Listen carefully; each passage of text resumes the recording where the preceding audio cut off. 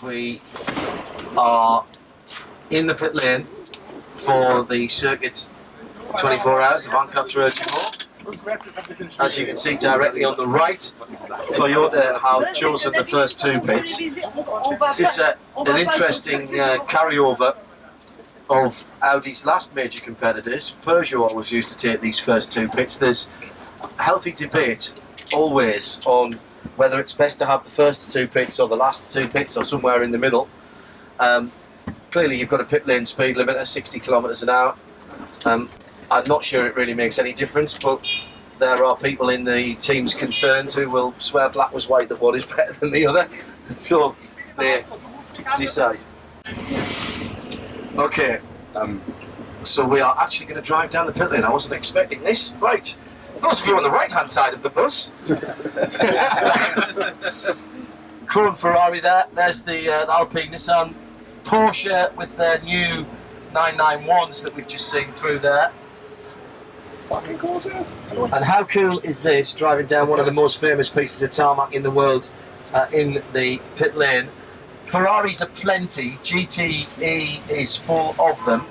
AF Corsa, Amato Ferrari's team running most of them. There's the Porsche hybrids. 2-litre V4 turbocharged with the battery power. Takes a little longer to recharge, but it does mean they can deploy their power a little more. That's Corvette. American muscle in the shape of Corvettes, as you saw. Aston Martin Land, 5 litres more of fuel for Aston. They've actually had to enlarge their fuel tanks to get it in. They can't quite use it all. Whoa. Past the Audi garages that are working hard. The annex on the end, what Nick Damon, what part of our Nismo pit lane team, calls the Row of War. And there is Garage 56, the new technology. That is the Nissan Z-Odd, zero emissions on demand.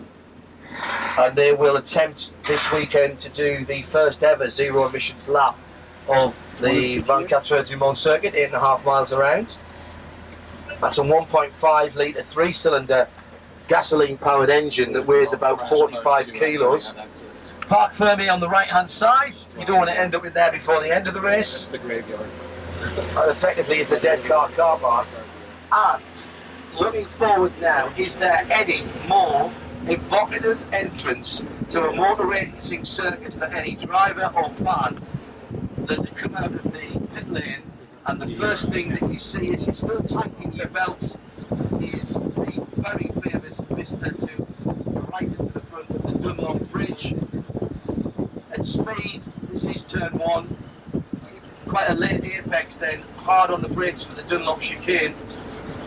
It's quite again a late turn in for this first part of the lap. You can see that the circuit isn't actually, it looks pretty smooth and feels smooth here, but if you see where the darker bands are, that's where the cars are going over the almost imperceptible bumps. Very easy, if you get half a car's width off on the left here, the camber changes in the middle of the road. Very easy to get very sideways here. Dunlop are the most successful tyre manufacturer ever at Le Mans. Being chased hard by Michelin at the moment. So this is, maybe you want to walk past it and shoot this way or do it the other way, but let's go and have a look at this vista.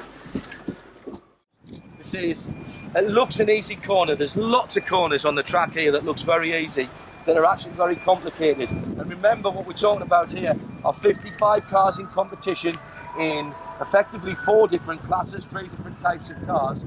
And the closing speeds, while they aren't quite as great as they used to be, imagine it in the darkness. Imagine it when you're coming to the end of your 3rd or 4th stint in the car and you're starting to feel it just a little bit.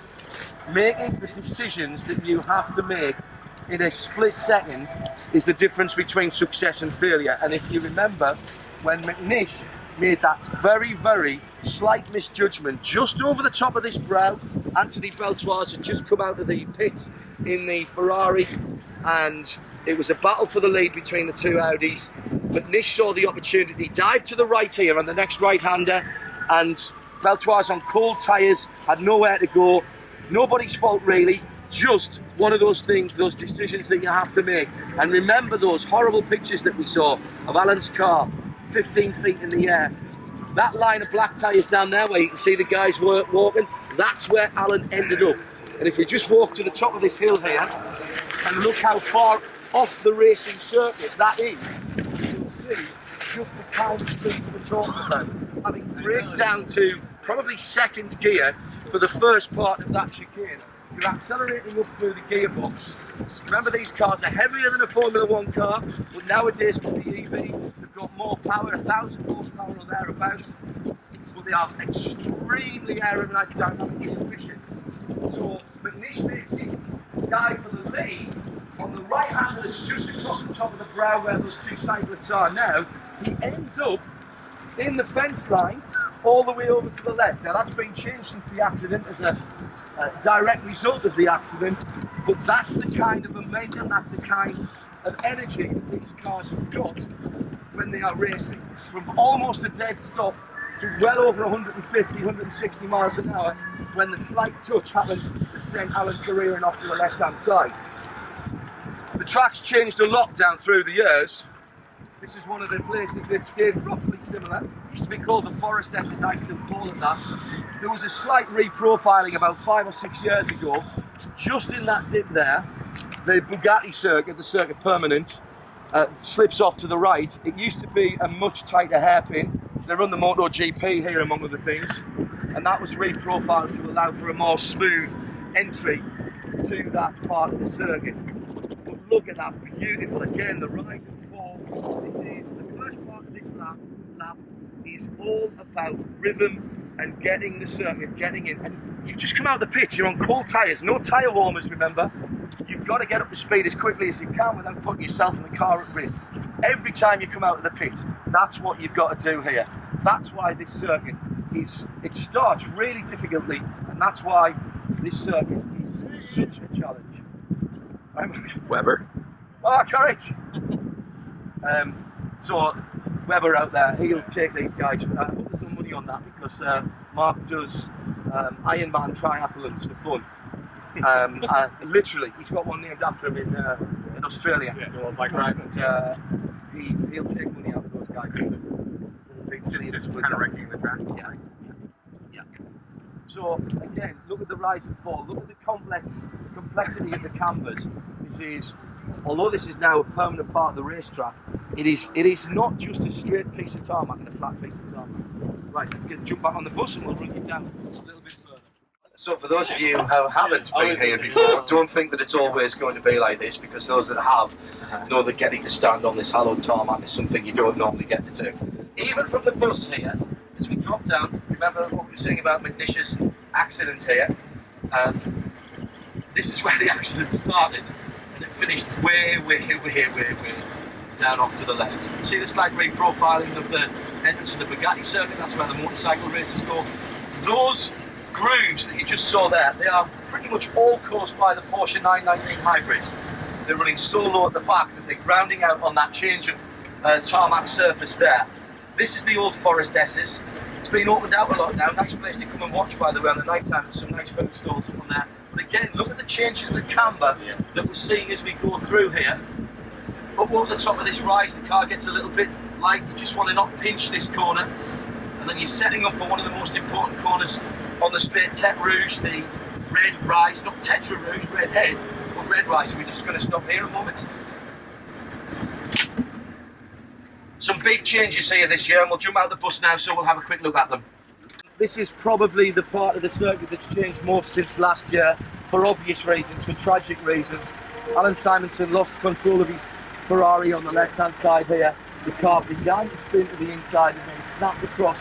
And behind where that new guardrail is there, over where you can just see that car disappearing, he hit the guardrail there, and sadly, as we know, on lap 3 last year, he lost his life. Slight reprofiling of the corner here, these are drainage areas, and also to stop people pinching the corner on the inside. We've also extended the barrier beyond the end of the corner, and where those lime trees are in the distance, the barrier has been pulled out about 1.5 meters, about 4 or 5 feet away from that, so that if the same accident were to happen again, it would have considerably more different and more benign consequences, one would hope. The reason that this is such an important part of the circuit is it leads on to the first part of what used to be the longest straight in motor racing. In the early 1990s, the FIA declared that you couldn't have a straight over a certain length, so it was chopped up by 2 chicanes, 2 virages, the French call them, and it has lost a little bit of its character for that. But what it has meant is that now 4 times in the Le Mans lap, the top cars are over 200 miles an hour. I'll just say that again, 4 times a lap over 200 miles an hour. And that means that it's actually putting more strain on the gearboxes, the clutches and the brakes, because you're accelerating up to those speeds and then braking down for the chicanes for the Mulsanne corner, and then of course again for Indianapolis and Arnage, which we'll come to later on.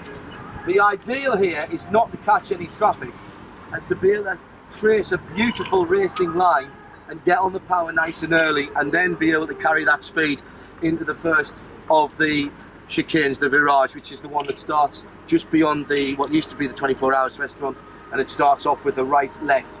The other one is exactly the same but goes in the opposite direction. Drivers will swear that they are different radii, those 2 chicanes. It's not. They are exactly the same, just flipped. So, triumph and tragedy at this corner. Last year, we know what happened. In previous years, we have seen awesome runs through here. If you want to take a walk out here, it's about 15-20 minutes from where you are in the Audi hospitality area where we were today. And in the early part of the second part of qualifying tonight, if you want to come out and have a look, you can get up on the top of here. It's awesome. And again, as the cars go tails away, you'll see the Porsches in particular just slamming the back end on the ground. Big titanium skid plate sparks. Very, very spectacular. Get your cameras set up for that.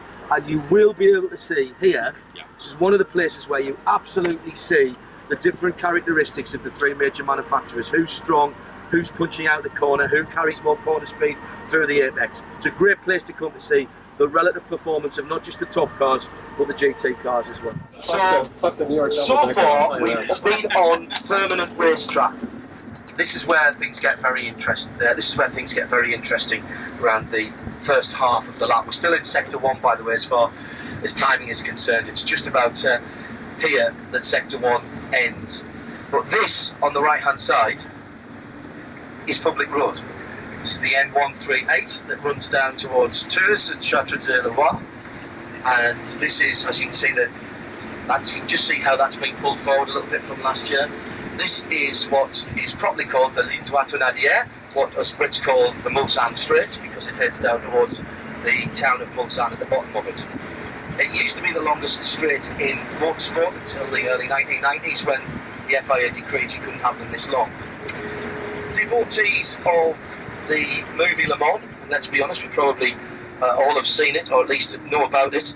This is actually just to the left here, is where Solar Village was built, which was where the production village was for that movie, which started off filming before the race in 1970. In fact, they shot some stuff in 1969, but the rules changed and they couldn't use it, so they had to come back and shoot more stuff in 1970. And they filmed all the way through until September that year.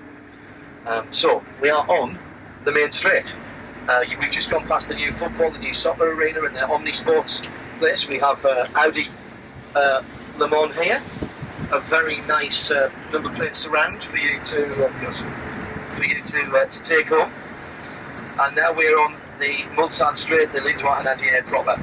Now this just is a public road, so we have the situation that at certain times over the past 90 years, it's the 92nd year, the 82nd running of the race, we have had particularly warm summers, and you've had those tram lines where the big trucks used to, big semi-trailers used to head down the road here. And in the big downforce days of Group C, that was a real problem. Talk to somebody like Derek Bell, and he'll tell you that getting a downforce car that was producing 3,500–4,000 pounds of downforce out of those tram lines was actually quite difficult. The new motorway and better technology has kind of helped that out a bit.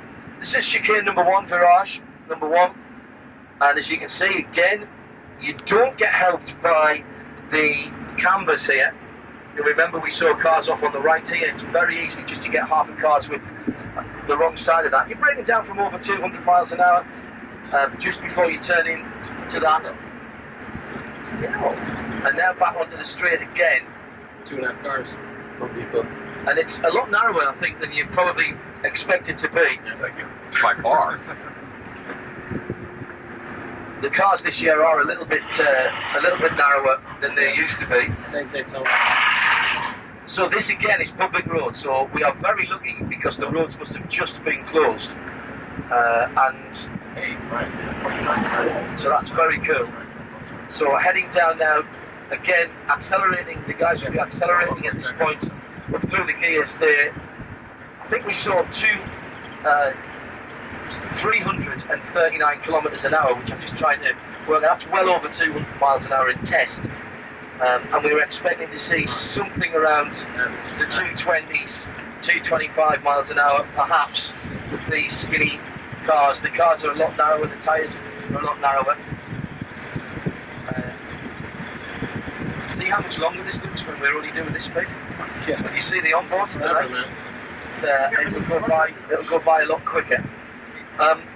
Again, there's a camber to the middle of the road here, so passing cars, you have to think about which side of the road you're going to be on. Do you want to cross the centre line? Starting to think about braking for the second of the chicanes here. As I said, it's a complete flip-flop of the first one, although the drivers always tell you that this one's tighter. In these new cars with the electronic braking for the prototypes, you're probably coming down from well over 200, 215 miles an hour, braking round about the 100-yard board, the 100-metre board rather, before you turn in.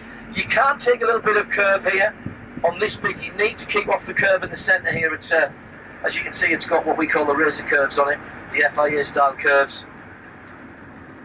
And then it's from here another flat out blast down to the Mulsanne corner.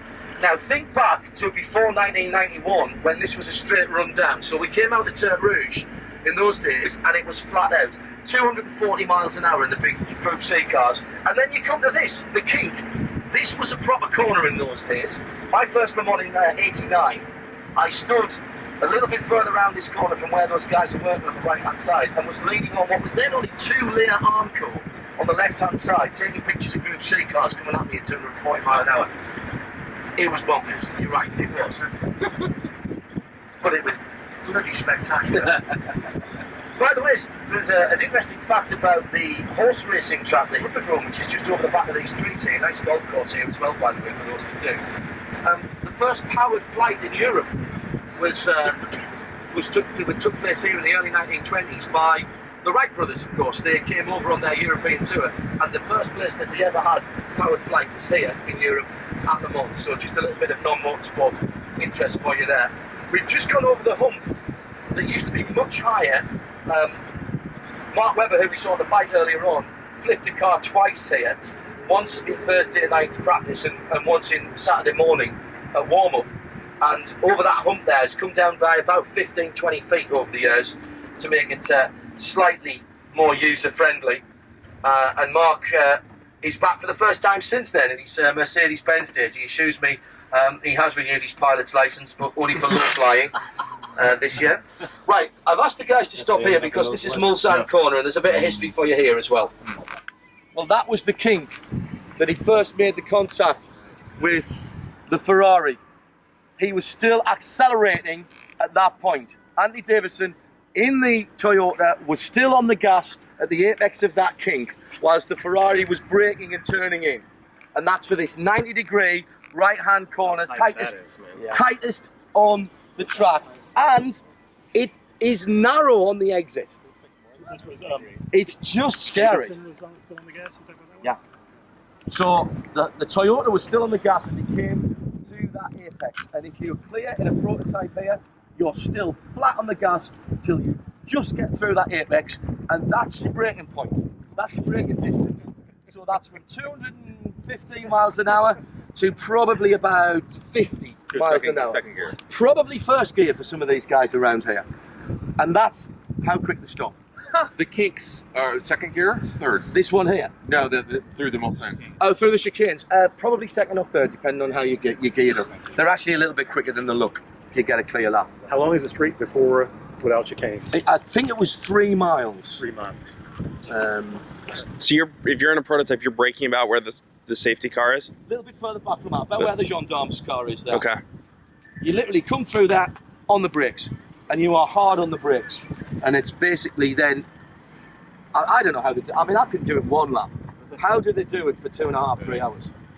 The nice thing about this spot, this being the slowest point on the circuit, of course, in the days before mobile phones, GPS, and all of the technology we have nowadays, where that catch fencing is on the far side there, that's what used to be called the signalling pits. See some of the old concrete there, just in front of the tower where the spotlight is. This is where they used to hang out the pit boards back in the 20s, 30s, 40s, 50s, 60s and 70s, all the way up to that sort of time. And there were phone lines that were laid on from the pits to here, so the old sort of field telephones. So your team manager would go on and go, to 456.4, tell him he's in 4th position. And the guy would put out the pit board and hang it out here, because this was the slowest part of the track. There was no pit wall in front of the pits until relatively recently. If you look at old stuff, there was an open pit straight. So there was nowhere to put out the pit board, and then when there was a pit wall, it was so fast nobody could read it. That was before the Ford chicane was put in, which we'll come to later on. So here we're seeing history with the old signalling pits and 21st century motor racing with a braking distance from over 200 miles an hour to a first gear corner in the amount of time that you're looking at now. Brilliant. And now we get to do my favourite part of the track. I think it's one of the most pretty parts of the thing. So, you just told me when we all got in. let's just review what we said, that 200 miles an hour plus, hard on the gearbox, hard on the brakes, dragging the car down. There's no downforce to help you around here, so the drivers will tell you they hate this corner. And look how it tightens up on the outside. You've got curbs, you've got a gravel trap, but now you've got one of the most beautiful sights for me in all of motor racing. The sun goes down right in front of you, by the way, so on Saturday night, during the race, dirty screen, nightmare. But this is the rundown from Mulsanne Corner to the Indianapolis Hindhaugh complex. Next year, you're very lucky to see this like this year. Next year, this will have tarmac all the way onto the guardrails. The local council have applied to tarmac all of that off. And what's more, you won't be able to drive. This is public road still.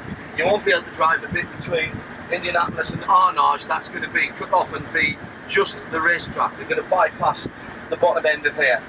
Fast kink to the right hand side. Probably want to stay off the curb there if you're on a GT car. And then we're getting down. This is where Peter Dumbreck went flying, of course, in the Mercedes-Benz, the same year that Mark had his 2 incidents. Peter got airborne over the second crest here, got in close behind the Panos Roadster, if I remember rightly, on his out lap that just taken off the front canards. It was Peter's first lap in the race that year. And as he turned in, just over the top of his brow, lost the front aero of the car, the Mercedes-Benz climbed and ended up in the trees to the left-hand side. Now, he was very lucky because literally 2 weeks before, they just felled a whole lot of trees in there, and he ended up in the place where it had been cleared. A lot of what you see on the cars, including the fins nowadays and the holes in the fenders, are all down to keeping the cars on the ground. This right king used to be flat in a prototype, so 200 plus miles an hour again here. The road dips away from you. A lot of work's gone on here to push the banking that used to be there off to the left-hand side. That used to be a spectator area. And then again, you're down through the gearbox. Remember Hindhaugh Capello losing his wheel here when there were 2.5 laps ahead of everybody else, and it was his birthday. The car was out. You've got to have a little bit of luck to win at Le Mans. Through the banked corner at Indianapolis and down towards Hindhaugh. This is the part of the track that's going to be bypassed by the public road next year, but it will still be used in the race. Gravel trap came in on the outside of Hindhaugh last year. Normally, of course, would be across to the left-hand side, brake down through the gearbox, and again, you're hauling the car down. We've seen a number of people go straight on there, and again, that house has lost a bit of its garden since I first came here. They literally have. There's a nice house for sale on the right-hand side here, 9-car garage, a couple of acres, 350,000 euros, so that's about $425,000. It's this one here, I think, that's for sale. That we've just passed there with the green gate. Oh, there it is. That's the one there. This room now back towards the Porsche curves again. We're still on completely on public roads. Very fast through here. Probably again getting up towards the 200 mile an hour mark. The faster speeds, by the way, are down the bit that we just came before we went into Indianapolis. That's where the ultimate VMAX is on the circuit. Now, Porsche Curves, as the name implies, sponsored by Porsche. The change of track came many years ago. We used to go straight on and down past Maison Blanche, the White House. And again, if you've seen the Steve McQueen movie, you know all about that. Well, this is another part of the permanent circuit that has basically the circuit has evolved over the years. You're turning in here at about 180 miles an hour from the left-hand side of the road across that very nasty camber. You just want to clip about halfway along there.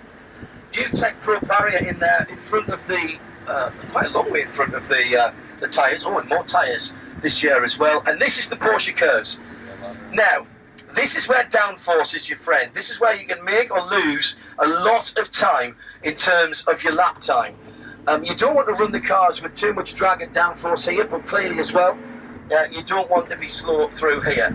This is where we saw all the issues last night. Lloyd Duval, Nick Manassian, we had one of the Aston Martins with Fernando Reis, had an issue here as well. And again, I will say, look how narrow it is, not just the track, but look how much runoff there isn't. This is all 160, 170 miles an hour. You can see some of the issues that people have had here. And then we head through this right-hander, and you're almost through it. You've almost got through it. Now, this has all been pushed back since the last few years. This is the karting turn. But I just want you to get out here and have a look back through the Porsche Curves just to see how tight it actually is. Stay to the right, guys. Stay off the track because we've got other cars coming through. Where did Loco in? He went in just a little bit further back up there, where we first turned in. Who did? Well, it's where Loic went in. Loic was over there. And Fernando Reis ended up in the middle of the road here, after clipping the barriers here. Now it's opened out here, and it's still not very wide, but look at how narrow it is. And this is quick through here. This is 5th and 6th gear. Where the arrow is broken, where that guy is standing, that's where he is. Oh, that was where Loic went in? Yeah. Right, sorry, that's where Loic went in, where the arrow is broken. Merci. There's no brake skid marks going in there. No, he went in backwards, and he was up in the air. He'd already got airborne at that point. 14 feet up or something. What happened? We don't know. He hasn't said? No. No, but it's very, very fast through here. Pour le numéro 1, pour Loic Duval, c'est là? Yes. Oui. Il perd la voiture. Oui, oui. Thanks, Lava. The last part of the circuit. Another little funky fact for you. We talked about the movie Le Mans with Steve McQueen, of course, a few years ago. Made in 1970, 69, 70, released in 71.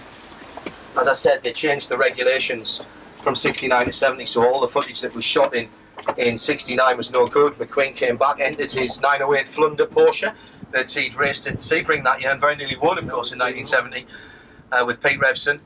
And they put cameras on that. Jonathan Williams, one of the British drivers there. The car finished 9th, I think, in the race because they did enter it in the race. It had to change the film rails more times than it had to stop for fuel, which I thought was quite funny. The interesting thing is when all was said and done, and it's the end of September when filming was complete, they'd shot about 8.5 miles of film, and the circuit length here is 8.5 miles. Just a bizarre coincidence. Through the final part of the Porsche Curves now, and we're heading off to, I think, two of the most difficult corners on the circuit. They don't look very much. This little kink here, you have to be in exactly the right part of the road. But then this left. Now, this hasn't really got a name. The drivers call it the bastard left because it's so difficult to get round. A lot more runoff there than there used to be, although there's a gravel track there now. And now the end is in sight. The original track over to our left through Maison Blanche would have come straight back on about where that Ferris wheel is now. Are we going to the pits? No, we're not. We're going to go straight on and complete another lap. And we come into the Ford chicane. It is the Audi Hospitality at karting, or Raccordement, excuse me. So look at the inside of this corner. Look at the baguette curbs here, as we're calling them. You can't cheat these corners anymore. Wow, that's fucking world. And that is going to slow the lap times down. Is that new this year, John? Yes, it is. Yeah. And that looks to be a Panos. Yeah, it's a Yeah. Esperanto. It looks like an Esperanto that's out there. Yes. We're gonna take Right, let's have a quick look photo. here because there's a couple of things to have a look We're gonna at. take- There's your pit lane. Those grey buildings there. The one on the extreme left-hand end of that, where you can see there's just a mobile one sign in the window. That's our commentary booth. That's where we live for the weekend. So that's the view we get out onto the circuit. So we're going down towards, this is the finish of the lap. Okay. Now, we'll just walk down because the view up the front straight is magnificent from here. And also, we get to see these new curves as well. The baguettes are big. Those bumpers. These things.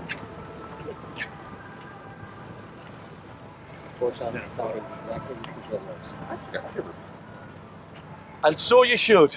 That's exactly the right. That's exactly the right comment.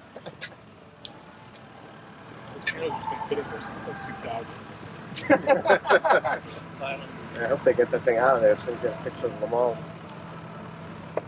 Is it coming or going? That's the question. Right, so guys, see these curbs here? Wow. Round the rest of the circuit, there were like concrete paving slabs. As you can see, these are the bolted down FIA curbs. And they are, if you look at that one, you can see quite clearly, they are metal that's covered in a rubberized substance. And you can see how that is degrading already, and we've barely had any running. The worry is that they will pull out of their mountings, of course. Can they get a puncture to those corners? Exactly, exactly. These have been put in this year to discourage people taking. If you used to be able, it was a painted chicane, right? So, you know, if you're a racing driver, you're always going to look for the path of least resistance. So you would have just nailed straight through here, even when there was slightly built up concrete curves. Now, you can't. You're going to do some damage. Serious damage. Ripping the bottom of the car. At least one here. Oh, wow.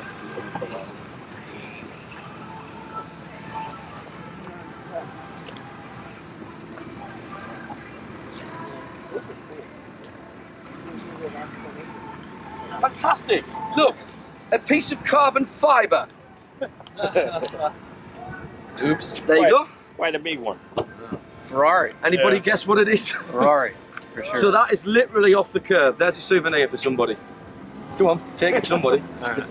Sweet. And as you can see, there's plenty more in there as well. Catch. And when you ask how soft the tyres are, look how quickly it marks up, even though these tyres are getting used. Remember, Audi last year used only 9 sets of Michelin rubber, despite, for the winning car, despite it being raining, despite it being terrible weather conditions. That's 9 sets of tyres, 36 tyres, for somewhere close to 3,000 racing miles. That's more than a Formula 1 season, and less tyres than they use in a single Formula 1 weekend. And don't forget, 1 engine and 1 gearbox as well. So when we're talking about relevant technology, again, whether it's the tyre supplier, whether it's FSI, whether it's laser lights, whether it's ultra lightweight technology, all comes from the racetrack to your Audi street cars. This is a 200-mile-an-hour laboratory, not just for the manufacturers, but for all of the suppliers as well, whether that's Michelin, whether it's Bosch, whether it's the guys who do the diesel particulate filters for the diesel engines here. They are all having to work in inhospitable conditions, including riding these things, including doing 200 miles an hour 4 times a lap. And then, of course, you get to see that. One of the greatest sights in motor racing, particularly if it's 5 minutes to 4, or better still, 5 minutes to 3 rather, or better still, a minute to 3, and you know you're leading the world's greatest motor race. Just to be able to come through here and know that you're going to get the blackface Rolex, and you're going to get your handprint downtown in the brass black, and you're going to be immortalised in motorsport history. Bloody cool, eh? John, how many fans are expected this weekend? I heard 300. Well, there was 250,000 here last year, and they reckon they're going to break that significantly. Yeah.